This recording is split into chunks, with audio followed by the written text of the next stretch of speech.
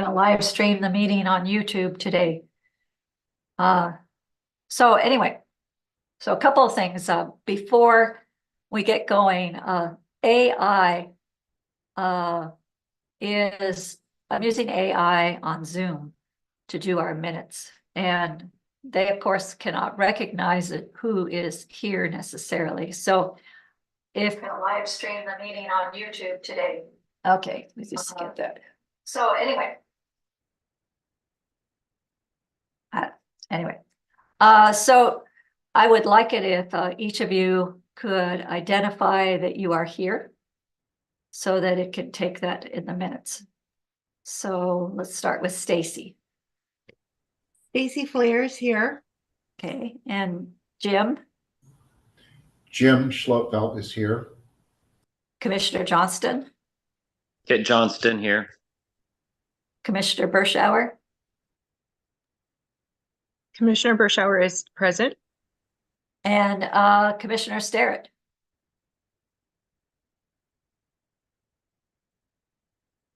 She can't hear us now. Well, anyway, she's here. In spirit, at least. Okay, so we have a couple of things. We have approval of the minutes, which were done by the Zoom AI, which was really great for me. It's because I didn't have to watch the video over and over again to make certain I got everything, and they do a pretty nice job. Every once in a while, there's something that's not quite right, and then I can fix that. So they do very complete minutes, and they also have the dialogue, the actual conversation typed out if we wanted that. So that will go on as permanent record, and you know, we should do that. It's my opinion it would be great to do that completely with all meetings, and so people can go back and you know, for say example, the commissioners meeting, if somebody said, well, you said this or that, you'd be able to say, well, no, I didn't, because here's the recording. So new times will keep us all accountable and responsible. So with that, if you had a chance to read the minutes that we had from the last quarter,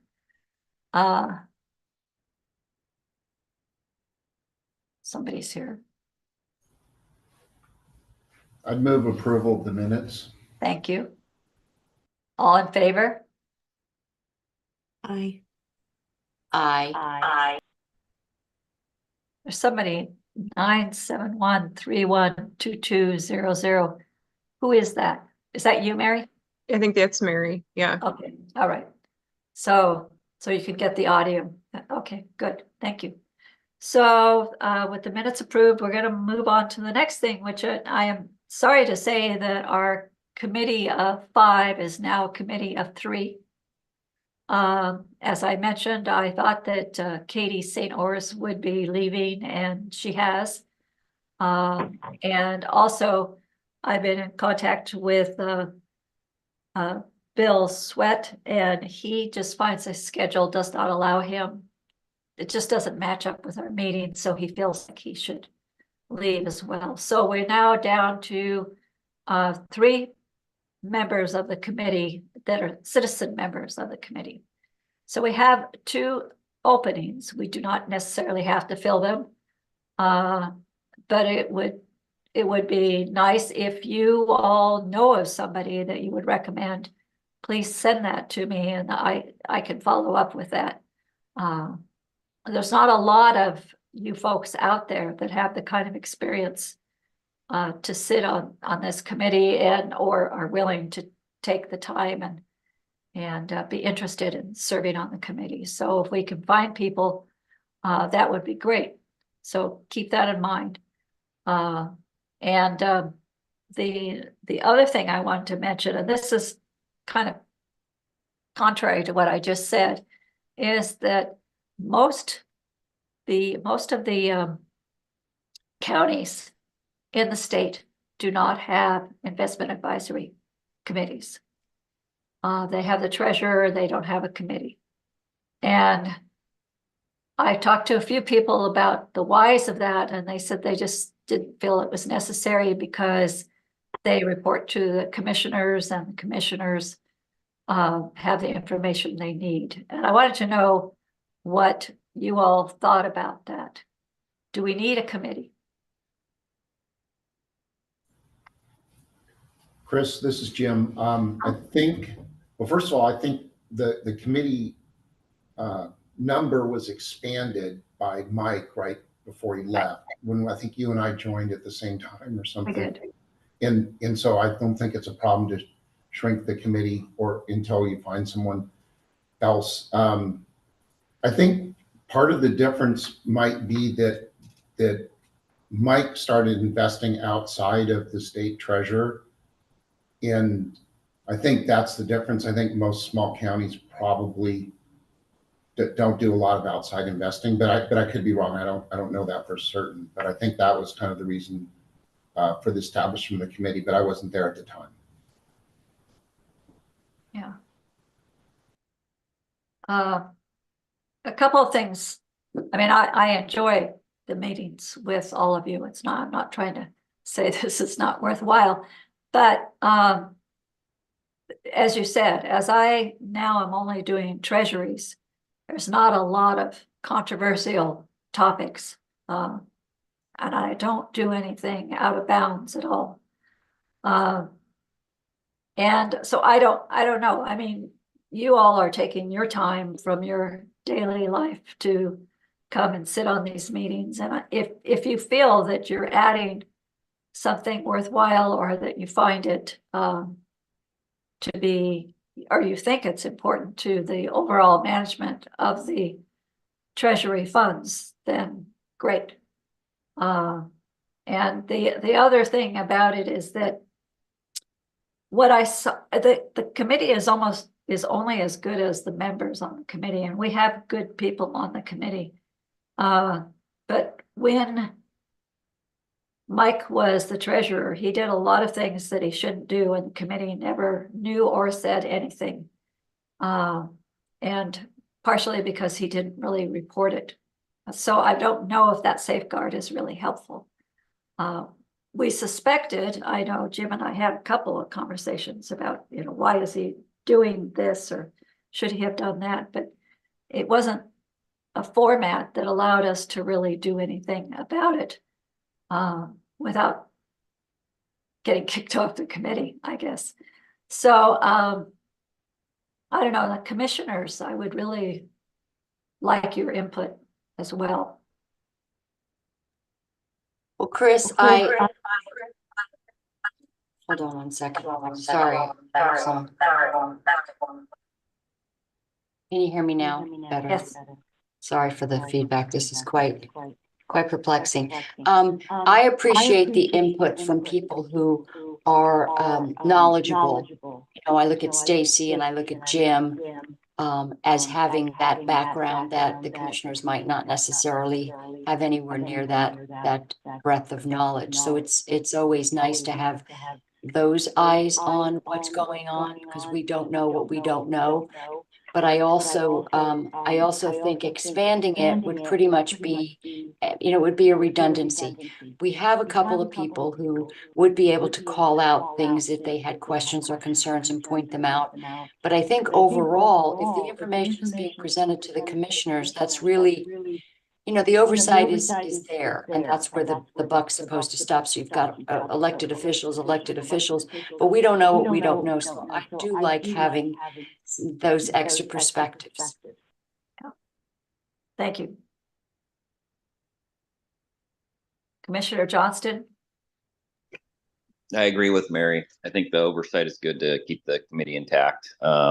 I think between all of us, we know enough people in this community that we can fill that board out, no problem. Okay, good. And Commissioner Bershauer, do you have an opinion? No, I agree with my colleagues. Thank you. Good. That I'm happy to hear that, because I just don't want to waste people's time. It doesn't change for me anything. Everything that I do, I still do, but it is nice to, well, one of the things I'm going to be re-elected for next year, but if I hadn't been in that position. I would hope that the committee could help keep things under, I mean, it's a lot to ask a committee to supervise or to correct an elected official in a public forum, but I would hope that if, well, if I did anything you thought was really wrong, that you would tell me. But if you had a different, because we have that kind of rapport, but if you had a different treasurer, I get concerned about, because there were things that just appalled me before, and I didn't feel I could say anything about it. So hopefully we don't get to that position again. That's my only concern and the reason why I really think it's important. But I wanted to run it by you because most of the treasurers don't have it. Now, there's also a lot of the counties are small enough that all they have is LGIP, and there's no reason for anybody to question what they're doing with LGIP. There's also, as we fall in this kind of gray area, there's also counties that have a lot of money and they hire an outside investment advisor who handles all their transactions. And of course they pay for that. And so they don't really, I talked to one person who had absolutely no understanding of investments, but she had somebody who was managing those investments for the county. So it was felt, and I tend to agree that was sufficient. We could have, there's an excellent investment firm that we could hire to do everything, but that would mean that you'd be paying double because all I do is handle the investments. So it would be crazy to hire an outside firm to do what I do. And the cost is about the same, interestingly enough. So I think that's okay. But I just wanted to run that by you. As I said, Chris, can I say something? So yeah, I think my last comment was I wasn't clear. What I meant was if you only invested with the state treasurer through the LGIP and all that stuff, or the funds that are available there, that's different. And I think we did ask Mike and pressure Mike over the couple of years to provide more reports, right? In fact, he was providing more, but they were all Excel spreadsheets and they didn't necessarily tie to each other. Now you've set up a system where we have good bond accounting from a third party that's accurate, and you send reports every month showing us the cash flows. So that's all helpful. So I think there's a lot more accountability now that you've established through good reporting. So anyways, yeah, I think that as long as you're, making decisions and buying individual bonds and picking whether they're callable or short duration, long duration, that, having someone to run ideas past helps protect you. I mean, I think that's a good idea. So. Yeah, thank you. Thank you for your input. Okay, is any more comments on that? We'll keep the committee, so I get to see all of you every month. And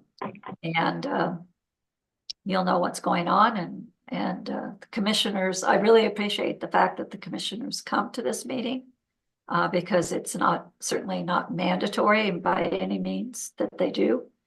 And it really helps me know that you all know what's going on and that you can ask questions, and it's just not on paper that you can ask me anything anytime. So moving on from that, if you know of somebody and if you would like to make a recommendation for people, we don't have to have it. As Jim said, it used to be that it was only a board of 3, and Mike increased it so that Jim and I could both be on the board because he didn't want to turn one of us down. And that was a good choice as far as I'm concerned. Because if we didn't have, I really appreciate Jim being on the board. I think he would have won, and then I wouldn't be treasurer. So there you go. So the next thing that we were going to talk about is review of rate and inflation trends, which has been absolutely impossible to follow. And So as of today, what are your opinions about whether or not we're going to have rate drops in for the rest of the year? So anyone want to add to that discussion? Chris, I'll just chime in. I think, if you look at the communications coming from the Federal Reserve that have been pretty consistent really since we were in this inflationary period, I think, the Federal Reserve does not want to make the mistakes that occurred in the 1970s where you had very high inflation, and then it did come down, and so rates were cut, and then it spiked back up, and so then you had to have another period of really punitive rate increases in order to bring that back down. I think the Fed is looking. I think that they would like to be able to cut rates because for a couple reasons. I mean, and this is not, remember that the Fed is not a political body. So this is not, it's kind of outside of the scope of national politics, but just because the amount of short-term debt the government has issued to finance our ongoing operations, that is rolling over. And so the Treasury is having to reissue at these higher rates, which is increasing our overall, cost as a nation to finance this debt. So bringing down rates would help that interest expense, and then obviously just would be beneficial for a lot of the people in America who are struggling with higher rates. But I really don't think they're going to move until they see better sustained data coming through that inflation is coming down. And then unfortunately, we just haven't seen that in 2024. Last year, at the end of the year, we had a positive inflation data point that really caused rates to come down on their own across the yield curve.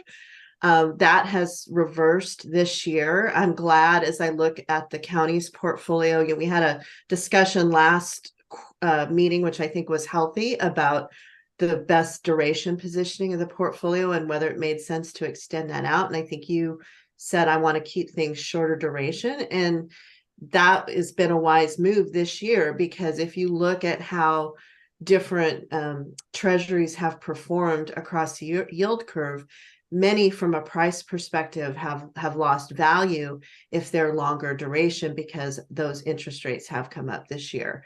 And so I'm not concerned about your current positioning at all. I think it's wise. And then just in an overall rate framework, I do think that contrary to what was priced into the market earlier this year regarding rate cuts, we're going to be lucky if we see one or two. There's a possibility we may not see any. So I don't really see a need for you to kind of change what you've been doing here in terms of positioning the portfolio. Thank you, Stacy. That's it. I just love hearing you talk. You're so yeah, you explain things so well. And you obviously have to do this spiel to a lot of your clients, probably all the time, a lot of hand holding, I would imagine. Yeah. Well, yeah, there's a lot of people across industry, across governments, across the private sector who are really, very focused on these path of interest rates, which are notoriously hard to predict. A lot of professional fixed income bond managers, don't have a lot of success predicting interest rates. But I think it just kind of keeping your mission in mind, and with the uncertainty of rates, that my view would be that your portfolio is well positioned, being a little shorter. And I see Jim nodding. I don't know, Jim, if you want to chime Jim, in. you want to jump in there? Well stated, Stacy. Thank you. That was excellent. No, we have our board finance committee meeting at noon today, and Scott Chambers, Kevin's father, chairs that, professor of finance, and he always says predicting interest rates is impossible. It's the hardest thing to do. So I think the country's been so focused on the next rate cut, and I don't believe that we're going to have one anytime soon. And so I guess my point is, don't try and time the market, just position your portfolio for either way. I'm on a community depository institution advisory council with the San Francisco Federal Reserve. We had a call yesterday, and they reported back from kind of the national survey of all 12 districts, and really, there's a lot of loan demand, but a lot of loans for small business aren't getting funded because borrowers don't qualify. So that's going to slow things down. With prime at 8.5, and I was talking to a farmer last weekend. Operating lines are over 10% at Farm Credit. So, and Kit probably knows more about that than I do. But Mary Daly, the San Francisco Fed president, was on the call, and she said, "I hope we can cut once this year, start to cut, but I don't think it's going to be later in the year." Chairman Powell came out yesterday saying basically the same thing. And they're not even, there's a possibility they could raise again. I think that's a really slim possibility, but it's still on the table. Labor markets are, super strong still. So we're, I don't know, it's a wait and see, but again, I think Stacy's right. The short duration helps. My only comments last quarter were, just watch the level of callables, because you don't have control about that. So if you think rates are going to go down, maybe by the non-callable, give up a few basis points, but you lock in your yield for a given period of time. But yeah. Thank you. Yeah. So by the way, I am a huge fan of Mary Daly. Have you met her? Oh, I see her. We meet in San Francisco twice a year and have lunch or dinner with the group. Yeah. So no, she's amazing person. She's so smart, and she is such a humble person. She insists on being called Mary. That she said that the security guards want to call her President Daly, and then they call her President Mary, and they're but she's a wonderful person. Has really changed the culture at the Fed in San Francisco. It's a great team. Yeah, she does these fireside chats, and I like to attend those, and I watch them, and I get so excited because she's so good like Stacy, she's so good at making things simple, and yet she conveys what she needs. And I get off of those and I want to share it with people, and I don't know anybody else who would actually enjoy it. I said it to my husband. I said, "You got to watch this. She's amazing." He said, 5 minutes, and I was pretty bored. So, but we're lucky to have her there.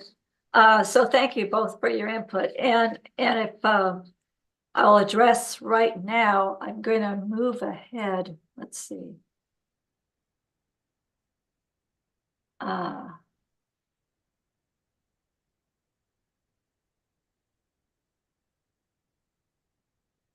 trying to find, I did this.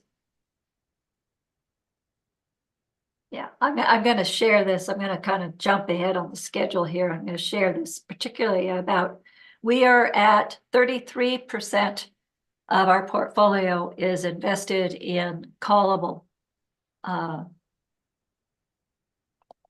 at this point.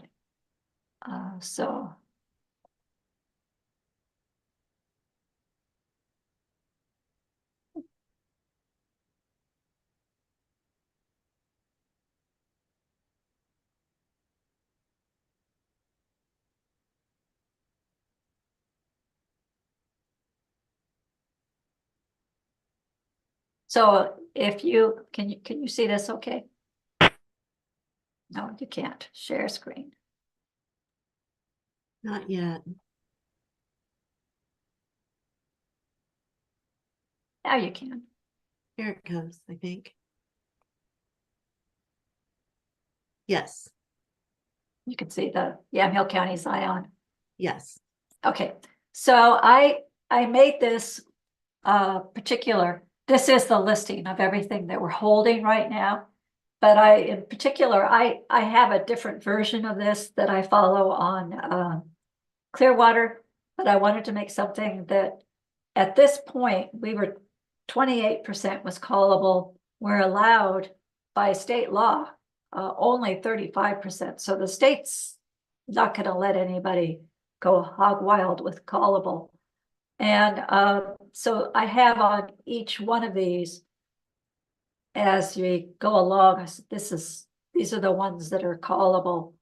And some of them I bought, as I had discussed, knowing they were callable, but liking the return and figuring if they in fact get called away, that's okay. I didn't buy them with the expectation that I would have them for the long haul.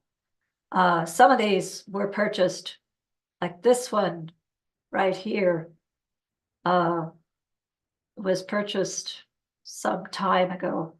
But for the most part, these are bonds that I have bought with the idea that they would be callable, and I paid less. I paid a discount for them. But I wanted to show you, there's a couple of things about this portfolio that I wanted to point out, is that I am laddering the portfolio.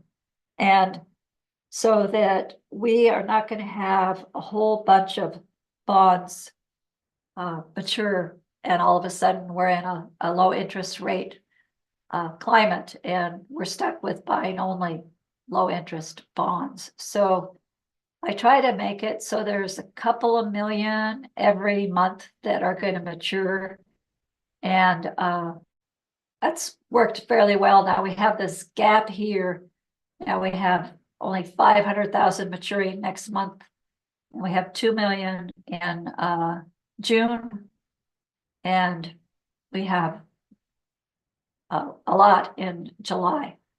But this one is callable, but I don't think it's going to get called. We'll see.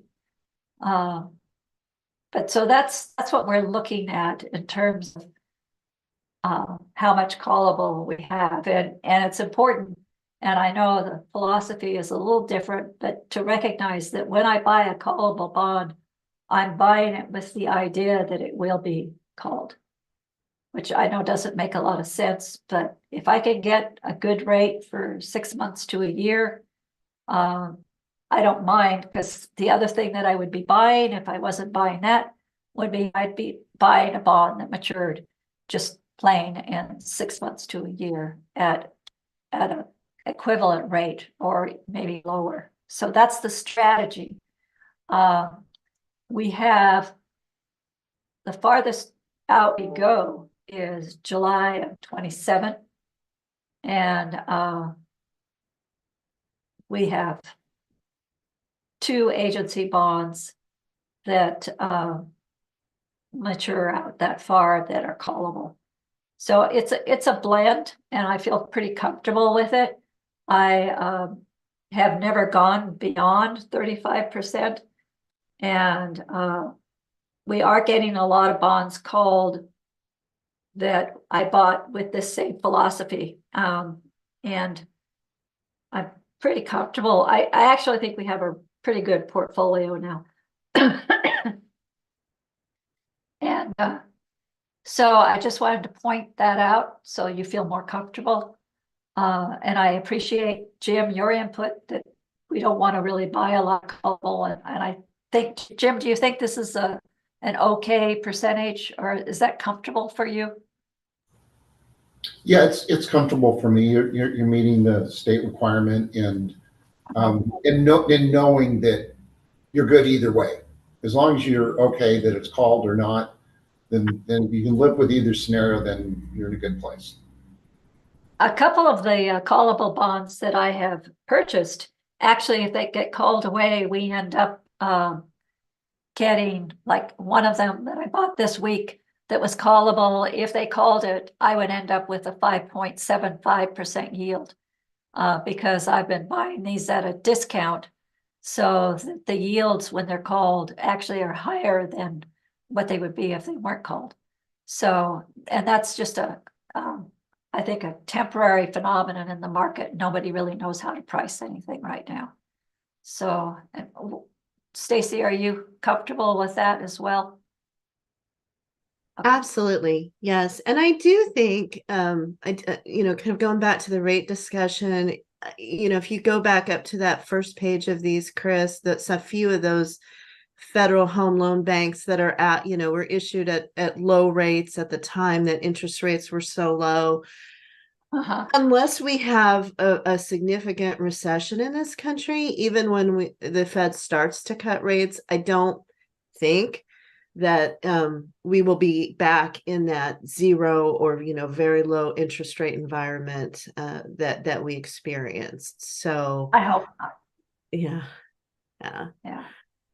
Yeah. Chris, Yeah, on the there's some munis that you have, real quick too, just a quick question, because I see like a few munis sprinkled in here, and if you could refresh my memory, were those purchased because at the time the muni rate that was being paid was attractive relative to the like treasury rate that you could get, or?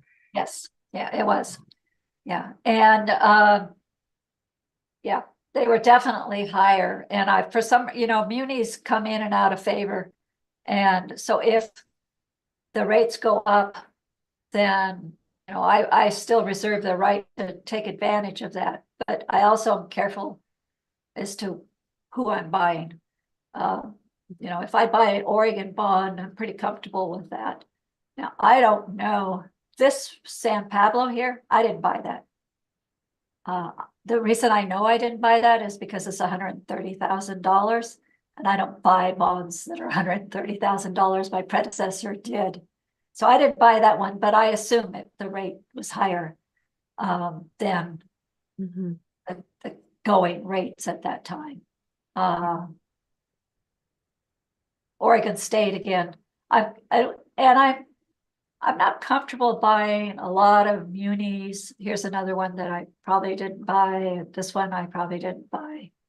But I'm not comfortable that just because it's a muni means that it's credit worthy, because as you know, a lot of municipalities have had various financial problems, and they're certainly capable of defaulting as much as anybody else. So I haven't purchased a muni, I think, in quite some time, but I would if it made sense.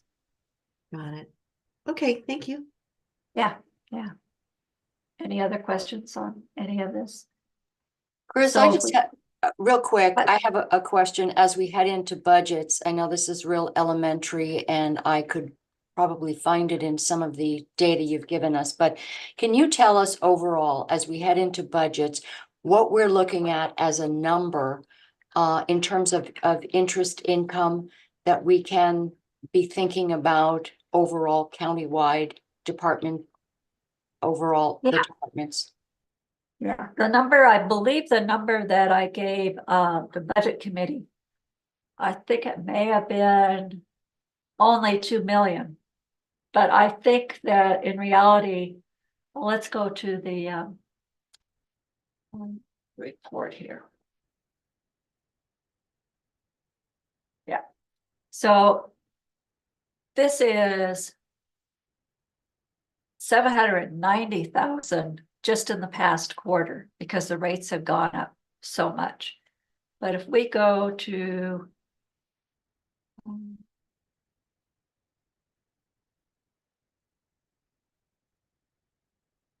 I'm going to go to the actual Clearwater because it'll give you a better idea. I'm thinking 3 million.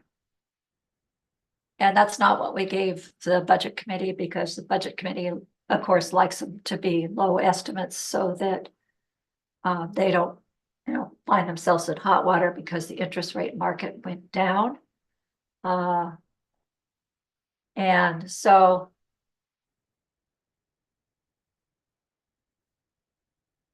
if I were to, we had a couple of years ago, we only earned 700,000 when it was really low. So it's important to not to plan on it too much. But if we had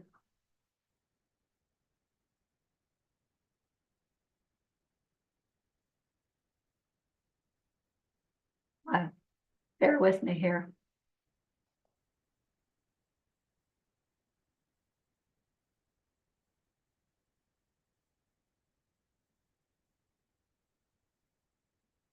So year to date, with this current portfolio, we have earned a little over 2 million, which is what we put in the budget. Now we have, a number of, 3 months left. Now, the problem of if we stay where we are, 3 million is probably going to be a good figure for next year, because these numbers included some months when it was still quite low. However, we don't know that. And so as Jim said, to try and figure out where this is all going, to try and figure out today what the interest rates are going to be over the next year. I think when you're doing planning, it's best to stick with a conservative rate of return. And, it could happen that rates go down and these figures could drop considerably. So I think the 2 million is probably the best guideline. And if we do better than that, because this is for this year and we're not planning for this year, that, in the long run, it's going to be happier having extra cash in the budget than we are having a shortfall and having to lay off people in areas that we didn't expect to lay off people. Does that answer your question? Okay. Thanks, Chris. Yes. Yeah. It's tough. I mean, I could look at that now and say, oh, we could do 3 million, no problem, but can't be certain. And thanks for asking that question. Any other questions? So we'll go over this report since we're here now. We have about $80 million total between LGIP and the stock portfolio and the checking account as of the end of last month. We will probably go down to, we have more money in grants than we used to. So we used to go down to about 60 million. I don't know, we might only go down to 70 million this year when we hit the lowest period, but that's primarily grant money. So we had 22 million at the end of the quarter in the money market fund and 56 million in the bond portfolio, with a duration really of less than a year, but that includes the money market fund, which is completely liquid. And then our yields are looking good as the lower paying ones run off, and LGIP continues to pay well. And I think it's obvious that we're spread out through various agencies and T-bills, although I have been buying fewer T-bills lately. And this is a lot of activity. So if I go to just the bond portfolio, that was for the whole year. We need to go back to quarter. We just go back to the bond portfolio. We only have 56 million in the bond portfolio, and the duration goes up to 1.3, which is just about where I want it. I'm happy with that. For the first time since I've started managing this portfolio, I feel like the maturity spreads are really good for what we're trying to do. And if I continue at this rate, if the rates go down, our rate of return might go down, but we're not going to be hanging out with things that we really aren't happy with for a long period of time. And so this is, oh no, this is not, never mind. Let me get you a different period.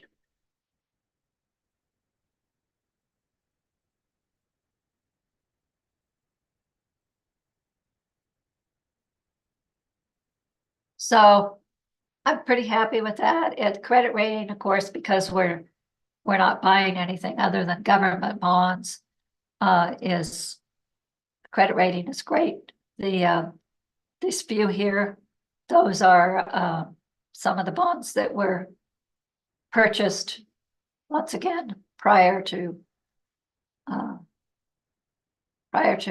us taking a more conservative approach. And the bond maturity, you can see how that's spread out. And I'm so happy with that. You know, I hated having bonds hanging out down here at 5, 7 years. It's just like, who knows? With the way we use our money and the need to be able to access it quickly. It just doesn't make sense to have those long-term, what I consider long-term, they're actually midterm bonds. But that's really where we are with the portfolio. And are there questions? Comments? Okay. So that's really all I had to talk about today, unless somebody wants to talk about something else. My voice is giving out anyway, so it's a side effect of some things that they're doing to my body. But you know, I'm doing well. That's not really part of the meeting, but if you want to hear how I'm doing well. Oh, that's good to hear, That's- Chris. Yeah, Thank you, Chris. Yeah, Well, like I told you last time, you look good. So really that's all that matters is if you That's look right. good, then you can pretty much do anything from there. yeah. Well, you know, and I just feel like I'm truly blessed to have this opportunity to serve the county in this way because I could do it from home. It's part-time. And you know, and I think the work is important, and I was so happy that I was able to continue it.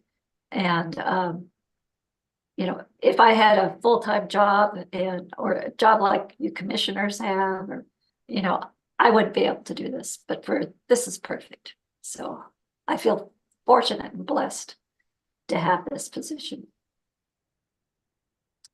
So, okay, well then, look at that. We didn't even use the whole hour.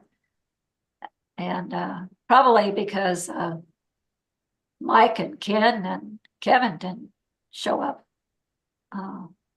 As you know, that Ken, he just jabbers away. No, he doesn't. No. So, okay. Thank you all. Meetings. Thanks, everybody. Uh-huh. Thank you. Thank Bye. you. Bye-bye, everyone. Bye-bye.